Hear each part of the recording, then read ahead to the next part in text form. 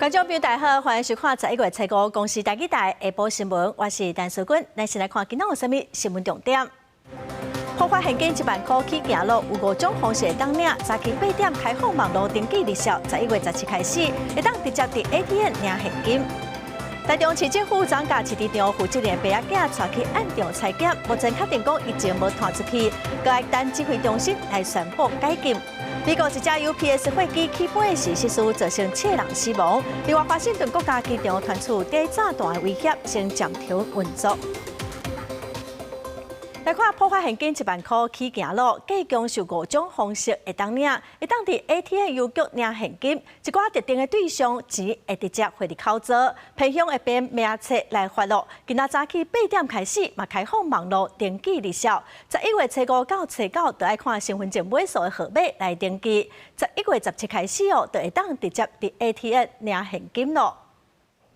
真侪民众关注的破发现金1万块，11月7日开始，民众会使伫官方网站先登记。为着要互民众伫网络登记的过程拢通顺时袂塞车，所以头5天有照身份证也是居留证的统一编号尾数去分流。7日头1天通登记的尾数是0含1，初值是2含3。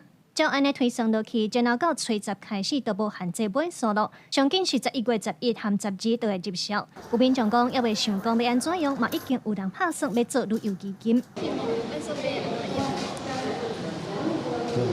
还没想好，弄会使啊，买物件啊，去旅游嘛会使啊。先存起来啊，明年打算出国啊。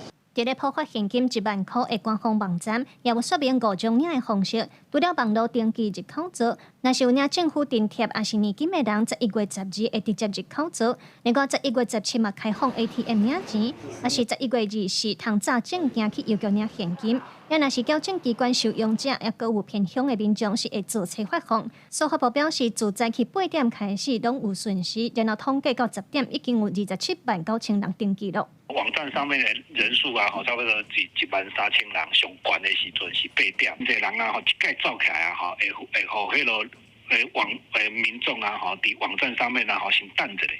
啊，然后呢，人啊，有头前有人登记了啊，伊就家己系统就会甲伊迄落得等的人啊，邮入去登记室内底去登记安尼。也毋过破发现金1万块上惊拄着诈骗，财政部有甲司法部来成立防诈骗专案小组，已经有抓到4个诈骗网站，因假影做破发1万块的官方网站。目前政府已经甲网站封锁起来，避免民众去互骗去。财政部提醒民众，若是收到假消息，也是有奇怪电话，嘛通卡165反诈骗专线来通报。记者卢尚珠、林晓凯台北报道。来看立法院国民党团甲民众党团推动停止公告的年金改革，那样计共是提出20外个版本，今仔嘛伫立法院审查，要来拼12月份三读。也毋过民进党团是批评讲年金的改革无应该行反头路。年金改革伫咧2018年实施，每年拢调降所得代替率，引起退休的公告人员不满。立法院国民党团指控蔡政府是错误理解，就要及时打动啊。指定自去年开始莫阁讲，民众党团是讲自今年开始。立法院司法及法制委员会最高办审公务人员退休资遣附属法的修法草案，那也传20几个版本，民进党团表示反对，进行调查攻防。公教人员54000、57000不够基本生活所需，那我们服务的绝对是跨族群、跨世代的国人。那劳工怎么办？老农怎么办？遇到了教职人员，就说你们是什么米虫，你们不值得，我们不可以拨补，国家会破产，基金会不够。这不是双重标准。什么是双重标准？吴思瑶讲，年改若行回头路，恐惊造成当公职轻现职。年金破产是全民承担，加深看职业者被剥夺的感觉。精神报告显示，年改已经有效果，袂用就安尼停来。罗志强是批评民进党无费无目屎吞塌公务人员，因为年金改革，何可公告人员的人减一半。年改之前拿到教师证，100个有70个会进入学校，到了去年。剩下55%，少了15%的人跑掉了。教育受到影响，学校受影响，我们的小孩都受到伤害了。张启凯讲，年金改革已经出现后遗症，所有个人拢受害，正就是无重视个人者医疗照顾，欠老师，影响学生的教育。所以除了卖国讲，政府也要颁布公告年金，若被这么有共识，要拼上紧12个完成3套。记者综合报道。公共电视当讲师的提名已经拖超过11个月，在野党早起直直反映是批评讲文化部有政治的考量。文化部长李婉是强调讲，因为过去审查拢真困难，所以有真侪专业人士拢拒绝。部长嘛公开回释咧，强调讲目前搁差一个提名人，会搁继续拍拼。公司这一届董事会已经伫5月19任期届满，因为新增当干事提名作业一直延前，现任董事依法延前到一届董事会散成为止。文化部长李婉10月中表示，过去选进困难的经历，和真侪专业人士拒绝，无想要被补救。大家有审查时间比较久一点，或者甚至于审查界我认为不适任，你就认为这是一个羞辱，这我们不能接受。你愿意收回这样的话吗？我把羞辱2个字修改成痛苦，因为任何一个人被我们选中的人，他都在他那个领域中几乎是领先的人，然后听大家七嘴八舌把他刷掉，好，没有面子。你愿意把？在立会万批零新闻之下，李婉将补救改造痛苦，暗过强调照规定甲经验，任期届满前半年，去年11月都启动，而且拢是家己拜会，或者是敲电话定神。暗过立会林派上表示，他如果怀疑愈侪承受政治考虑，绝对不会是政治盘算，对整个国家治理、对整个媒体治理是不对的。我觉得部长也认同这句话吧？我认同，而且我道歉，因为照理说这个听起来是有点。时间上拉的真的很长，甚至你会觉得这个事情有点荒谬。唔是政治考虑，暗过时间又上久，李婉也感觉含糊。就安尼回释咧，暗过强调目前只差一竞选就应提作业。我们每一个名单都跟行政院很仔细的讨论过，我会努力。另外，针对立委瓜志芬指出，公馆集团互选将近50票，暗过审计部报告，公司频道触达率2019到2023年为77.8%，降到69.7%，花息每年了钱达到35.4亿。台湾 Plus 到10月28申报率16%，无达到 NCC 15%的规定。文化部会对有选执评甲改善提出书面报告。记者综合报道。来关心天气气象署指出，明仔载开始，东北季风减弱，会是好天的天气，水汽嘛减少，温度会较小热。也毋过目前伫西太平洋有热带系统，今仔可能会结束第26号风台凤凰。气象署嘛预告，后礼拜1会上瓦近台湾，后礼拜2影响上大。这几天天气凉冷啊凉冷，气象署表示，对拜四开始水汽减少，温度也会回升。民众伫这个拜6礼拜也当把握好天气。但是西太平洋海面上目前有2个热带系统，一个已经变做风台海鸥，走对菲律宾；另外一个 TD29，上近伫拜3会结做轻度风台凤凰，后礼拜1上瓦近台湾。北转的角度和北转的时间会影响到距离台湾的影响，所以它可能会从台湾东半侧外海北上，甚至是特别接近台湾南侧的海面，或者是往偏西边进到广东的沿海附近哦。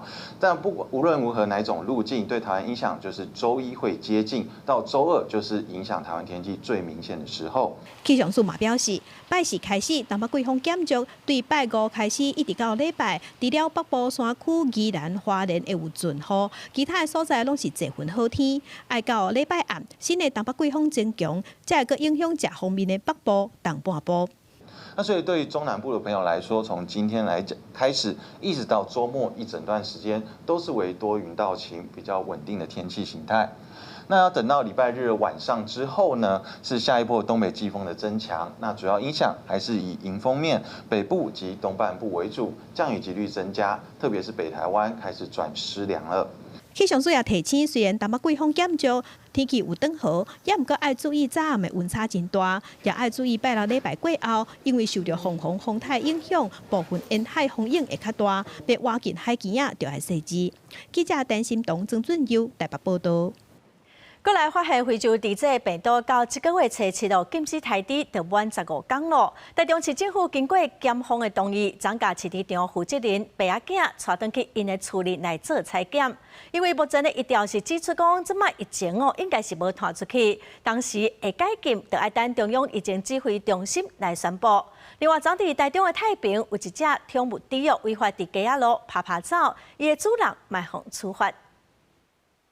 台中市太平区初4透早，民众看到一只小香猪伫街仔路落落索，因为即摆是非洲猪瘟疫情期间，中央禁止全国的猪离开猪条，通物猪嘛包括在内，所以台中市政府初5宣布要处罚7个人。如果在外游荡的话呢，会违反，仍然会违反这个动物传染病防治条例开罚是5万到100万非洲猪瘟到要解封时间点特别到，原本和台中市动保处人员走入去清消的案例场，初5早起10点进场采检，12点前后就有结果。另外，台中市卫生局得到台中地检署允准，该案例猪农爸仔囝转去徛街采检，检体送新北市淡水检验所，预计下晡就有答案。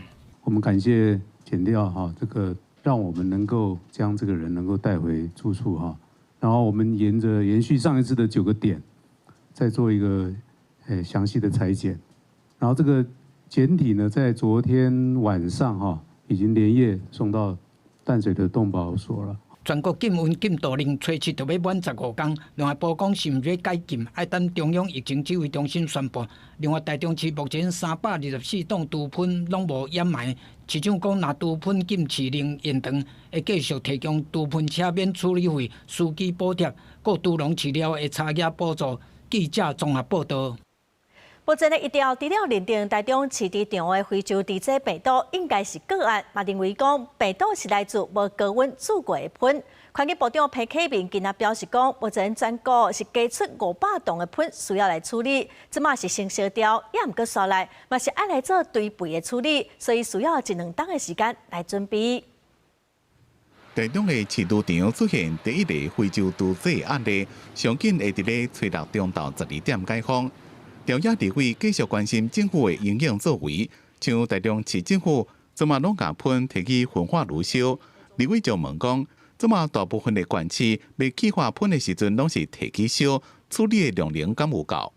对于地方在这个厨余生殖能源化的努力，中央未来要提供多少资源？每天落差大概全台湾加起来大概是500吨，有些县市没有问题。我举例，像屏东一天40万吨，它内部的处理是没有问题的，但是其他县市都送到屏东去这个厨余去喂猪。那基本上如果那个断掉的话，被各县市处理各个县市的话，其他县市的确量能是不够，只能靠焚烧。台中市案例场的猪瘟推论病毒上可能是来自无确实采取过的喷，也发现误测清洁队的喷违规留予无经过思考的私饲猪场。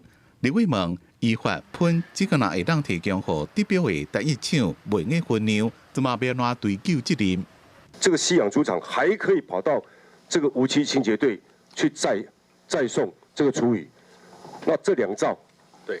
可以接受到什么处罚？依照这个废氢法还有这个饲料法的这个部分来处理，因为它不是在这个合约厂商里面，我们的罚则是3到300万的这个罚。3到300万是罚台中无期清洁队，还是罚饲养猪场？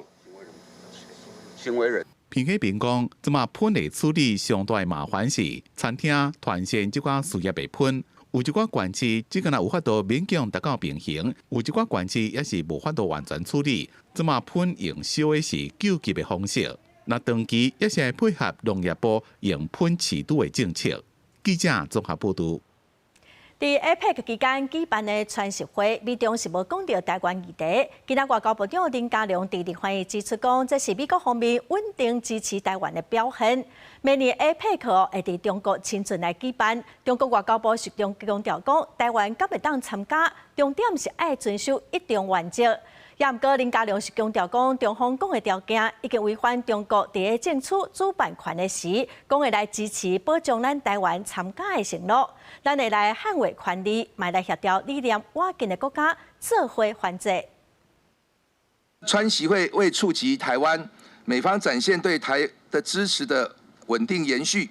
80分钟的传习会无讲到台湾，外交部长林佳龙指出，显示美方对台立场一致，台湾对美国绝对不是谈判条件，是重要的经贸伙伴。这一次当然没有意外发生，都是因为台美很好的沟通，不可能去把贸易谈判跟台湾去挂钩。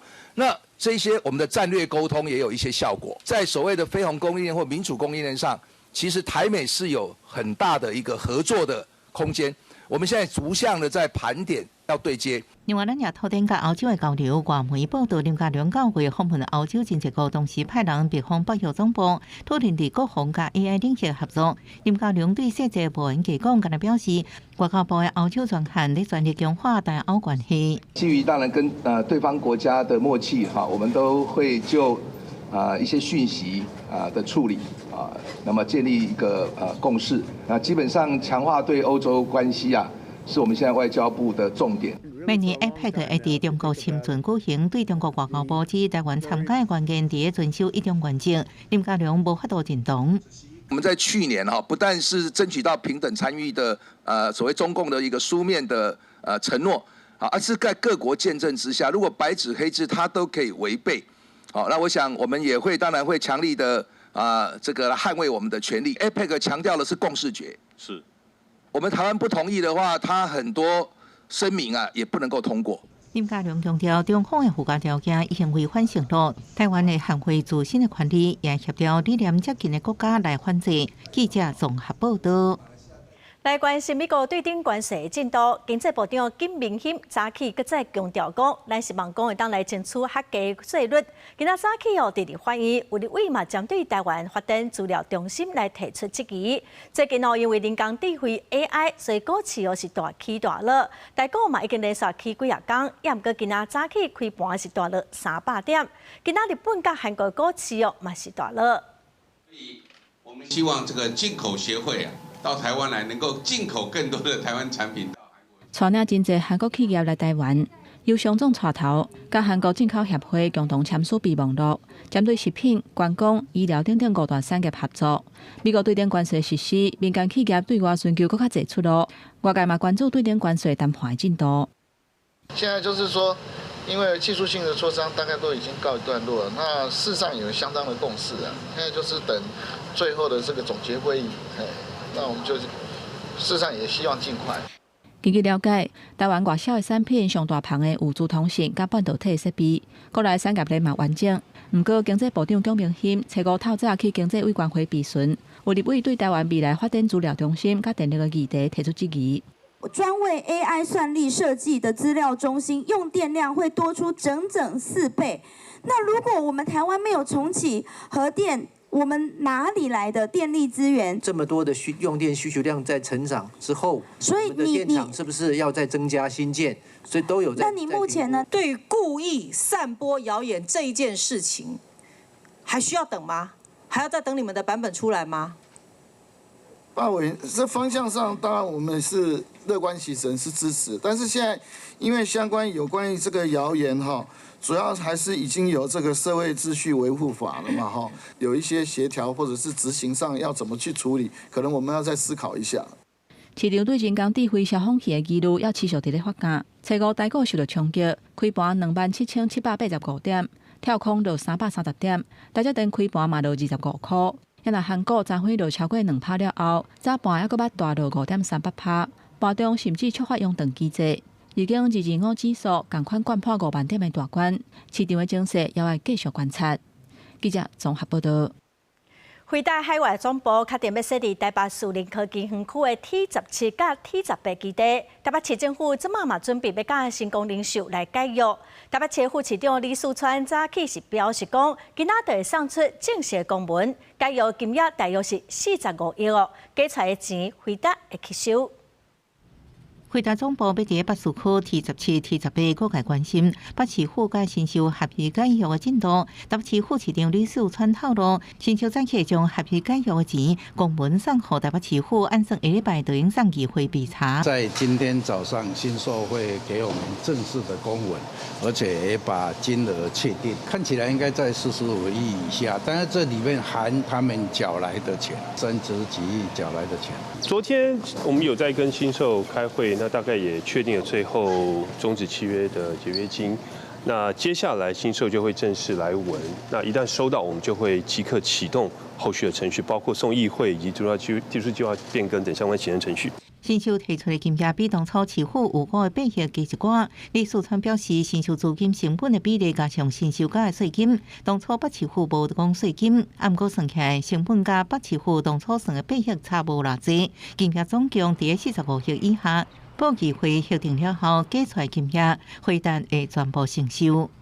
这个详细，请你去请问新庄人说，他们跟市政府我都有在沟通嘛，我想应该很顺利啊。解约的过程当中，其实我们台北市民是不用负担的，对吗？对，绝对不会让台北市民来买单。分手费的成本也是回答会出，我这样解读对吗？对。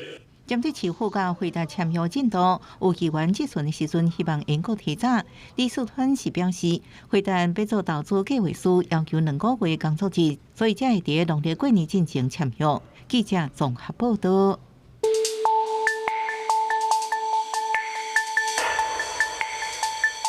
来看柬埔寨泰铢集团控股公司的创办人陈志丁人，因做跨国诈骗，伫顶个月被美国起诉。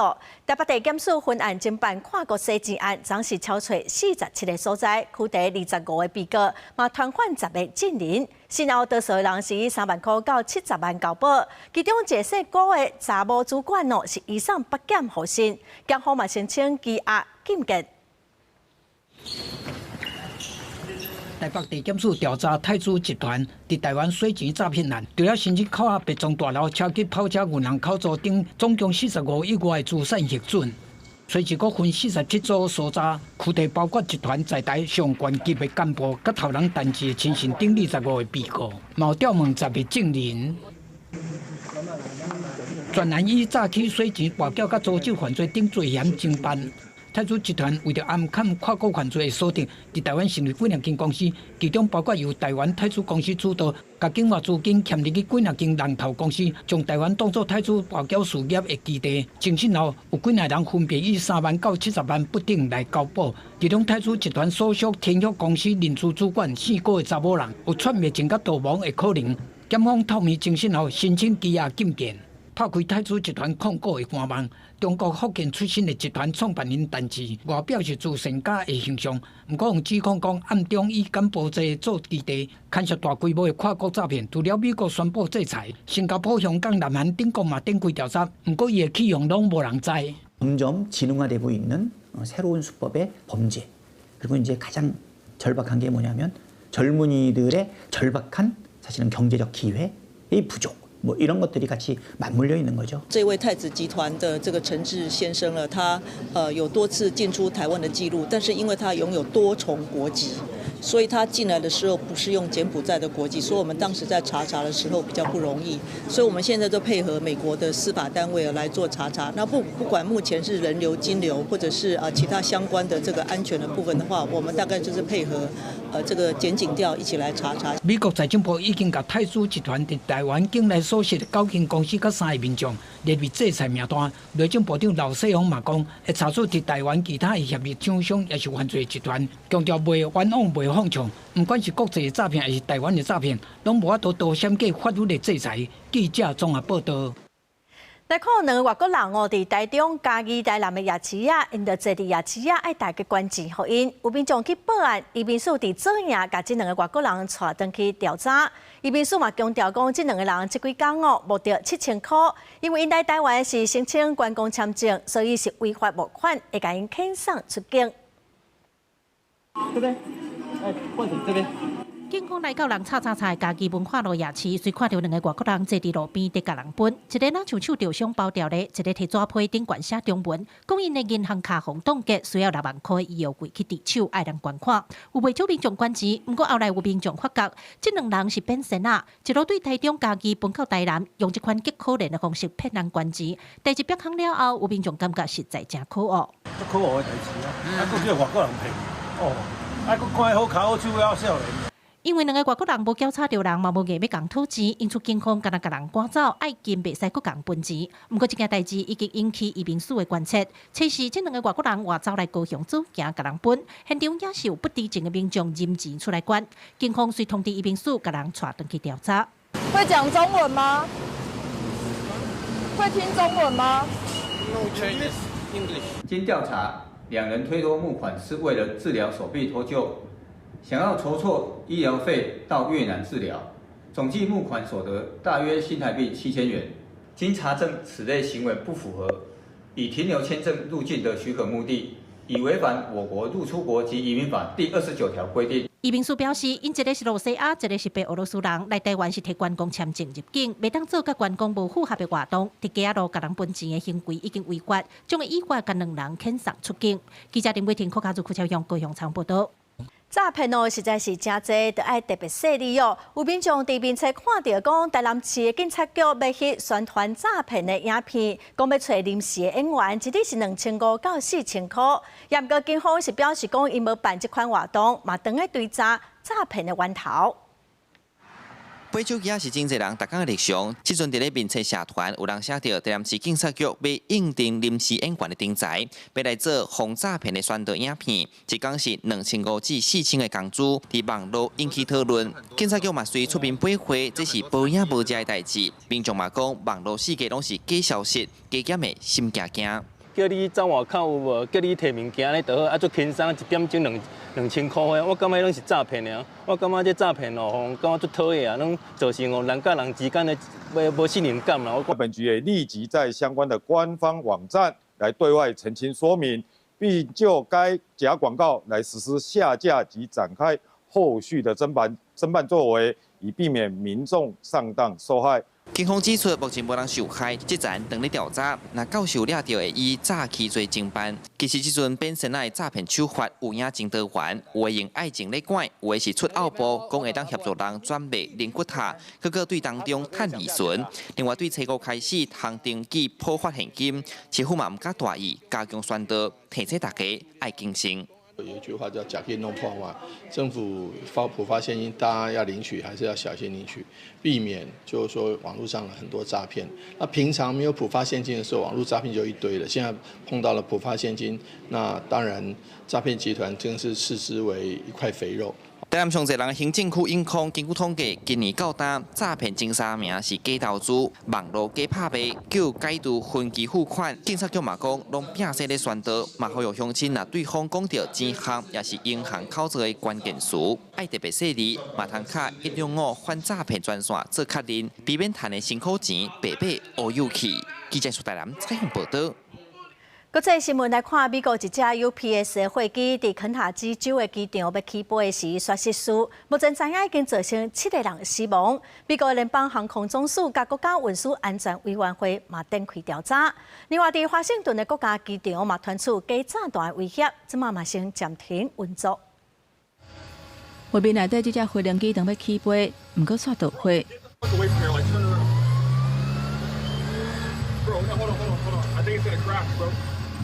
这架 UPS 的飞机顶悬载3个人，车是伫肯塔基州路易维尼机场，当要起飞就倒飞，了后规个爆炸。当局赶紧出动救人，不过不幸的是，已经有重大伤亡的通报出来。No specifically hazardous cargo on board of the plane that would create an environmental issue for those around the site, but the impact. Now we believe we have at least 3 fatalities. Oh, I believe that number is going to get larger. We have at least 11 injuries, some of them very significant. 根据美国 CNN 的报道，这个飞行机的事故就有可能发生伫咧起飞 V1 的阶段，也就是启动时飞行机的速度已经到无法度临时打动，一定都要升空的阶段。因为这架飞行机要飞去夏威夷，要飞超过8点钟，所以飞行机顶的油是满的，差不多有38000加仑。UPS 伫咧在地有包裹处理中心，伫咧全球内底算真大间的。 每天差不多有300架次的飞行机咧出入，每1点钟处理的包裹超过40万件。另外，联邦航空总署 FAA 测试暂停瑞金华盛顿国家机场航班的起落，原因是因为一架联合航空的飞行机受到炸弹的威胁，无偌久了后有恢复航班的运作。不过，已经有超过190个飞行机抓受到影响。根据航班追踪网站 Flightradar24 资料，这个事件也无经过证实。到初5为止，美国政府停放已经35天，运输部长回答警告，欠卡手的情形是愈来愈严重，可能会致使部分美国的空隙都会封起来。美国政府若持续停放，到时就会看到大规模航班慢飞甲取消，因为空中交通管制人员无够，无法度来应付。公司新闻黄文玲编译。来看意大利的罗马有一个中世纪的塔楼传出倒去，迄当时是5个工人伫塔楼内底工作，有4个成功逃出，也毋过有一个人掉伫内底。伫12点钟后互救出，也毋过因为受伤真严重，落尾嘛是不幸归亡。消防员坐分推，当咧救援受困工人的时，塔楼摊边的壁突然佫倒去。消防员甲围观的民众赶紧离开，现场是土粉蓬蓬响。这个事件发生伫当地时间初3早起，位于罗马竞技场甲罗马广场之间的中世纪古迹空地塔楼发生倒去的事件。迄当时有5名工人当咧塔内维修，其中1个人随即为阳台逃生，另外3个人也下腹逃生，其中1名工人伤势严重。另外有1名罗马尼亚籍工人掉伫塔楼内，因为塔楼结构继续崩，增加救援的困难度。消防队用吊车将大型钢线放入2楼，为窗仔抽出装厝下。救援经过12点钟，总算伫暗时顺利救出最后1名工人。也毋过1名工人因为伤势相当死亡。But as firefighters were trying to get the 5th worker out, there was another collapse. AP was already on the scene. We were live when the huge collapse happened. There was a big cloud of dust that came up. People just pulled back. The firefighters were covered in dust. And now they have brought in this extra machinery to get the last worker out. 空地塔楼伫13世纪是迄当时的教宗以诺真爵3世为家族所起的。14世纪捌因为地动受损，17世纪也发生过几啊摆倒去，后面出钱进行翻修计划。罗马文化资产局指出，青沙塔楼倒去毁损部分的结构。虽然官方表示开工进程的报告显示现场符合施工条件，也毋过罗马检方有关针对事故展开调查。公司新闻刘秀芬编译。AI 晶片公司回答甲德国电信暂时宣布讲，2026年要伫德国的慕尼黑投资一座10亿欧元的人工智慧云端中心要来强化欧洲的 AI 的运算能力。另外，南韩总统李在明昨晚宣布讲，南韩明年的 AI 预算会增加真多，要来拼真做全球前3大的 AI 强权。回答这平顶林坤随时伫咧德国慕尼黑宣布将会甲德国上大的电信商德国电信合作，建造一座差不多10亿欧元、换算代票355亿工业级的人工智慧云端中心，强化欧洲本土的 AI 运算能力。黄林坤也强调，回答会为德国带来 AI 加机器人技术进行新的工业转型。There is no question, Germany will be one of the largest AI markets in the world. How could it not be? How could it fundamentally not be? And so today is a first step for us to go and cultivate, to activate, and to nurture that growth. 德国电信讲，这座由现有设施改建伫咧慕尼黑的资料中心，会运用大量的非代先进 AI 晶片，按算2026年第1季开始营运，会是欧洲规模上大的 AI 设施之一，而且全部拢使用再生能源。It is in a special prepared location, which is 3 to 4 floors under the ground. It is powered by local energy, renewable energy, 100%.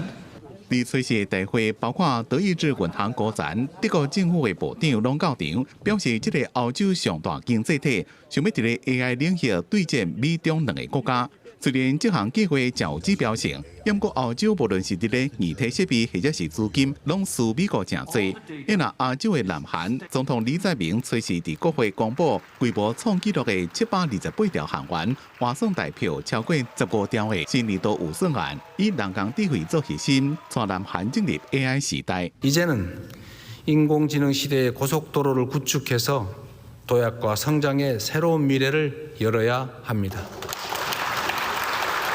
南韩马尼多的 AI 相关预算将会到10.1兆韩元，换算代表是2160亿，是今年的3倍以上。希望用相关经费发展基础建设、培育人才，甲美中两个国家并列成这全世界 AI 三大强权。因那日本的高市早苗政府随时也宣布成立成长战略本部，公布包括 AI 在内的17个战略领域做重点的投资。公司新闻金万庆编辑。过来消息来看，南投中寮乡的139线，常常拢有大型机车伫遮驾车。有议员就指出讲，最近有协会拍算要伫这路段来办驾车的比赛，这嘛互附近的民众是真烦恼哦。因是要求县政府的公务处得爱斟酌来评估，看敢要来通过路权的申请。弯弯弯弯的山路是骑车赛车的人介意行的道路。台湾汽机车运动协会最近有去中寮找当地分局代表会船长这个单位，讲想要伫中寮往一的中直路办赛车比赛。有议员伫议会质询的时讲，接到民众定情烦恼伫山路赛车的危险，要求县府爱谨慎评估。不过，也有民众认为纠治一了后，中寮渐渐衰退，台湾活动会当带动地方发展。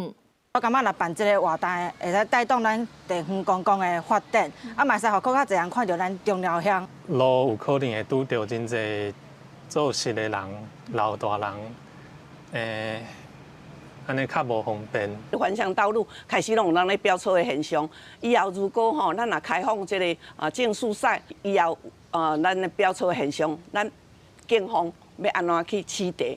南投县政府表示，目前也未接到协会来申请要伫遮赛车，若有收到申请的全面性来考虑。伊的申请，伊也提出伊的计划书，针对咱的人员的安全，甲咱遮参加比赛遮的车辆，遮安全，遮所有的计划拢爱审慎的评估。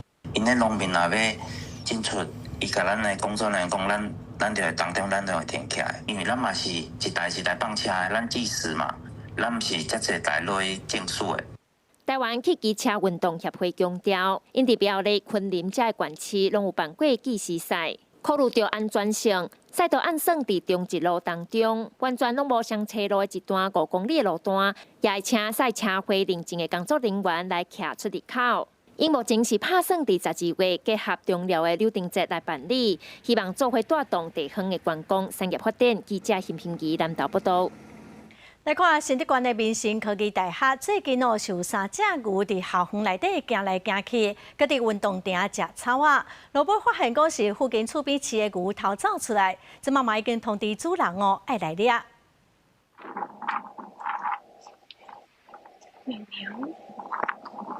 学校运动场竟然有牛伫顶头食草，而且跟哪行哪食。新竹县民生科技大学最近伫学校内底看到3只牛，四界乌白走，而且完全唔惊青昏。其实蛮新奇的，因为很少看到牛出现在校园，然后这是第一次见到牛。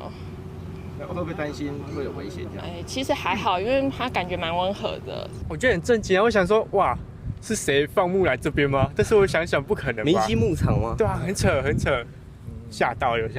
根据了解，这几只牛是对附近饲牛的农场逃走出来，学校把通知主人赶紧把牛带回去。不过要找的时阵，煞经碰见，目前牛应该搁秘伫学校内底，已经派人走找，就惊去造成学生危险。我们原本养的地方，它就是自己放养嘛，然后它会出去吃草，晚上会回来，但是后来就没有回来了。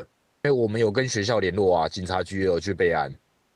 后来他的那个学校那边有通知，我们将牛只呢赶在我们校园的后方，避免教职员工生接近，因为我们还是想要预防牛只会不会有这个临时的攻击。我们也找到了这个遗失牛的事主，事主表示呢，在今天下午会启动这个载回的机制，那会请人力还有货车到学校来去做移动移运。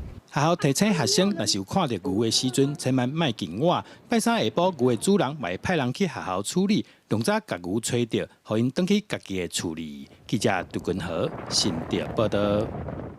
屏东的滨南工业区昨办毒气灾害应变的演练，嘛头一摆来出动机器狗仔来协助救灾。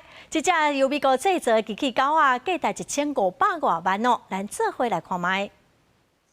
无人侦检载具进行现场的初期勘查作业。机器狗仔爬起楼梯，准备进入有毒的空间。屏东的滨南工业区进行毒气灾害演练，目击有人等汽油弹引起爆炸与火灾时的状况，避免救灾人员受伤，就派出精检机器犬先调查清楚。这嘛是这只高科技机器狗仔头摆使用。首度运用无人载具来进行毒灾演练。那这个机器犬啊，它的任务是进行环境侦测以及资料的收集哦。它的优点啊，在于这个毒灾现场发生的时候，它可以比较长时间的侦测。这只机器狗仔四支脚设计，互伊会使化障碍，爬楼梯进行侦测。因为本身有热影像含有害气体监测设备，协助判断现场的温度和浓度。伊伫水下1公尺嘛，阁会当操作。连续行路会使使用3点钟，机器狗仔透过本身设计来骑咧，就算无适宜倒去嘛，会家己并正，遥控范围到7公里远，可以大幅减少这个第一线应变人员的一个暴露风险。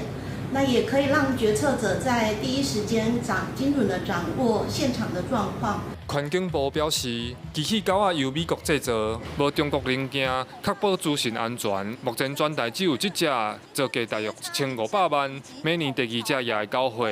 希望透过无人化设备，让救灾行动更加安全一时。记者柯永哲，屏东报道。国防部按说要伫桃园中立的龙岗设一室内的靶场，不过附近的民众是真反弹。民政局是表示讲，已经有甲反映地方的意见，嘛要求军方哦，得要有配套的办法。那军团嘛表示讲，目前各评估，嘛继续甲地方来沟通。围树顶悬阁有铁网啊！即块伫中立龙岗的空地啊，已经趴远超过20年。过去是军方直升机起落的所在，最近居民发现有人伫遐涂骹钻空探勘。知影军方要伫遮设置轻兵器室内靶场，是坚心反对。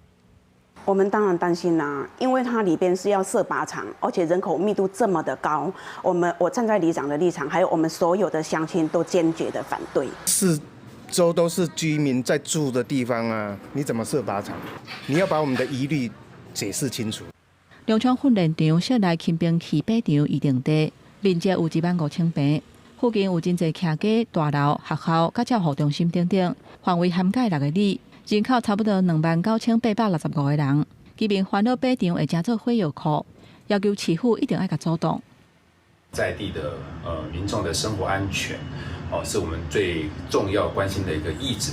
那我们也希望国防部针对这个议题能够积极来跟我们地方做一个说明跟回复。后续将是训场管理、部队训练效益等时需进行综合考量，并持续与地方沟通协调，以平衡战备训练与民众权益。有关在地居民反对起靶场，民政局表示尊重国军训练的需求，不过徛伫依护市民的安全甲生活品质，会要求军方爱甲资讯公开，提供相关的配套，甲地方好好沟通。军方嘛回应讲，一切还阁伫评估的阶段。记者综合报道。即马少子化，佮加上医美行业是真好赚，所以小儿科医师是愈来愈歹找哦。台病院最近是开出14个儿科医师的课，佮特别去推出儿童医疗的底片，望讲来鼓励少年医师做回来守护囡仔的健康。台病院小儿科医生护士透早就开始替囡仔治疗，因的专业互父母真放心。有一位病友福宝的妈妈分享，当初囡仔生出来无到500公克，真烦恼囡仔的大脑发育够安全，也烦恼讲囡仔敢会当平安大汉。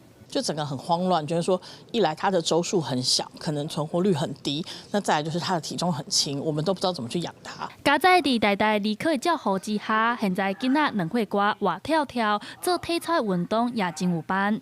比可乐稍微大罐一点点的一个小朋友，长到现在其实已经就是2岁多了，就是我很感谢他长得这么好。因为少子化，真侪医生转去别科，特别是气科、医学美容，就连台大病院的理科也欠医生，有14个缺。我觉得我们应该回归到当时读医学系，我的目的是什么？我这几年一直在讲，就说，我们不要去批评所谓的职美，因为他们没有选择，所以他们才会去进行职美。我们应该创造更多儿童那年轻医师可以走的一个道路。台大儿童病院的院长表示，过7、8天就一批新的医生退休，到时真正需要真侪少年医生来接手，所以才会想着讲要推出第一期的医疗底片，只有理科才有的风景，记录新生儿病房到动静儿童照护的场景，希望加深社会对理科医疗的理解和支持，也鼓励医学生投入第一线，做伙守护囡仔的健康。记者陈亚轩、王志讲台北报道。来看宜兰南方澳的镇安宫有一尊600公斤黄金打造的玄鹅妈祖，神像顶头的玄鹅黄金母最近拢互贼偷摕去。庙方是表示讲损失大约是2000多万，即马警方是由封锁线，庙司马上暂停参拜。今次去画面，因看到这查甫人全身包安安，为南方澳镇安宫大殿后边，到黄金山河妈祖神像进前，用加刀将顶悬的山鹅黄金配饰提走，后来因为触发保全警报，惊甲赶紧逃走。庙方人员发现贼偷好亲像是半暝12点外，为庙后边的山路跳到这后边顶悬，搁爬入庙的2楼，破坏插座头了后，进入大殿内底偷摕，为哪也无人看到伊的手印。会做生气的吗？生气。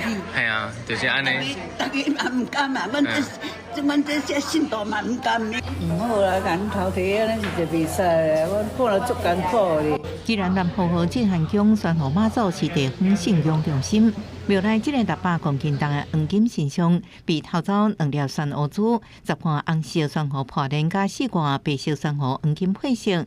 被偷了后，明显无亲像以前遐尼华丽，连开启妈祖神像的念珠也被提走。庙方粗估损失达到2000多万，这不是第一摆被偷。庙方怨叹曾保全也无啥物路用。这也是呼吁讲，咱这切节，你若有苦衷，你就紧来甲妈祖你也提出来，因为这你真正歹销。警方来采证，调监视器发现嫌犯已经在阻拦车倒向北宜公路，目前积极侦办当中。希望早日破案。南方澳镇安宫现场已经有封锁线，暂停互人来拜拜。记者综合报道。中华科学的政福奖明年1月要做招，不过最近有村民收到庙方的通知，讲爱一户一个人出500块，加到是一到3000块。有民众是认为这不应该强制要求，应该开放，互想要参加的人才交钱就好。中华科学的民众最近收到这张黄色的通知单，心内不安，讲有影喊呱呱。强制是较强，别这无意思也袂使强制的啦。可能尴尬起来，这款有点像收保护费的感觉。我是安尼尴尬啦，看到这个感觉哦，这很不可思议啊！大家慢慢讲，哪有人我强制规定的安尼？通知单顶面写，当地宗庙镇福宫要伫明年1月举办24年1摆的祈安大典。不过每一户除了爱强制领1到3000块的普渡，一个人阁爱收500块，算算的，若是一口罩4个人，就爱交5000块。民众讲，虽然祈安大典是地方的老礼拜大代志，不过用强制来规定爱配合，实在是伤过无合理。意思就歹去啊！你爱写用A参加，对，因为算经费不足，用A参加。其中这应该是有啥物误会我相信讲咱这镇福宫一定会尊重无同款的声音。镇福宫是中华科学的信仰中心，是在地出名的宫庙。主神是雷神大帝，庙方解说讲，即个因为要办祈安大典，有心金额无够通支应活动的开销，所以需要信众来支持。卖伫后礼拜召开里面大会，决定最后的金额。一定不够的啦，一定爱个委员会提钱出来斗3工。这不是镇福宫的代志，这是路主甲头家决定的。那如果公庙强制的从你口袋把钱拿走，可能构成强制罪。如果公庙里面的人跟你讲说，因为你不缴钱，领导会死了了，这时候可能会构成公然侮辱罪。律师讲，这张通知单并无真正的强制力，民众会当卖插伊，也若是宗庙真正有强制的行为，就会牵涉到违法。记者综合报道。伫中华溪湖500多公顷的地是拢种巨峰葡萄，产量是台湾上济。溪湖农会甲公所各有食品公司合作，用当半的时间开发用葡萄做的四手啊。即马农会逐工的透早是拢排队排甲落长，等要买新产品。农会大门也未拍开，门口埕就已经拢是真条。巨峰葡萄是中华溪湖的农特产之一，溪湖镇农会参食品公司合作，用巨峰葡萄做成四手啊。不少民众嘛用行动支持在地农产品。新鲜新鲜啊！大家稀奇啊，唔知足侪人来咧排。我排第3天啊。气味安怎？就是好食，唔再过来排。溪湖农会表示，中华溪湖镇的巨峰葡萄采收面积有500多公顷，产量是全台湾排第1。但是这几年因为气候反常，葡萄愈来愈海种，为着帮农民斗行销、推广在地农产，农会甲食品公司合作，利用在地葡萄甲豆米，研发出用米做的葡萄四手啊。因为咱在地就生产咱的豆米嘛，吼，啊，还有咱的巨峰葡萄，所以。阮的团队就有这个构想，计划了一年6个月，巨峰葡萄的米乖乖，拢会来替咱溪湖镇行销咱的知名度，啊，农民会增加伊的收益。溪湖农会表示，过去农民种植若交予大盘、中盘，到尾啊利润拢剩无济。透过加工，毋若提悬农特产的附加价值，嘛会当替农民开发无共的销路，创造农友、农会甲消费者三赢局面。记者杨淑晴中华报道。世界上上贵的咖啡一杯要偌济钱呢？今次世界纪录中有一间伫杜拜的咖啡厅，使用真罕见的咖啡豆啊，一杯咖啡会当卖到新台币3万块。那么做伙来评判。伫杜拜无上奢华，只有国家奢华。怎么无爱这种咖啡豆？若要啉一杯，至少台币3万。In the cup, you will find mostly white florals like jasmine and citrus flavors like orange, mandarin, bergamot, and hints of stone fruits like apricot and peach. 杜赞厝的花果芳伫今年8月精品咖啡大赛，和评审欧罗加得志，摕到史上上悬分数。产地伫咧巴拿马巴罗火山附近庄园的月季咖啡豆，品质好，验过产量少。So the total lot was 20 kg, and we are planning to serve 400 cups approximately. And we are not thinking to share any greens with any other company, so we wanted to be just exclusive for Julep brand. 虽然讲物件少就贵，杜拜人如果正惯势买高级货，验过这种啉一喙就要几落千的咖啡，也是好野人才啉得起。I'm trying coffee every day, different beans, different texture, every day. But to spend that much on the coffee, it's difficult to say yes. But if I was very rich and I did not care, I would try it just because. 业者也特别保留一寡咖啡豆，专门予杜拜王室享用。也讲因这种咖啡唔免用黄金的杯啊，或者是其他高级的包装，因为这种极品咖啡豆只能会当做400杯咖啡，一旦啉到就互人感觉你正尊贵。公司新闻林义主编辑。下播报天气，咱来看各县市详细资料。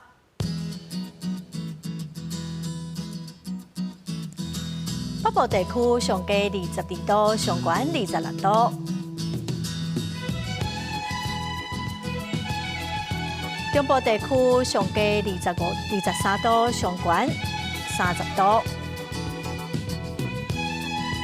南部地区上低26度，上悬33度；东部地区上低23度，上悬30度。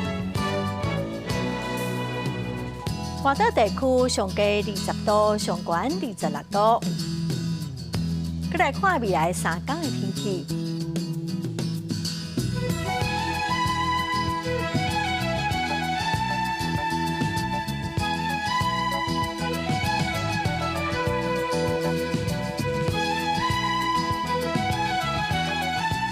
感谢观众朋友收看《公视台记台播新闻》，我是陈淑君，明仔载播3点，咱再会。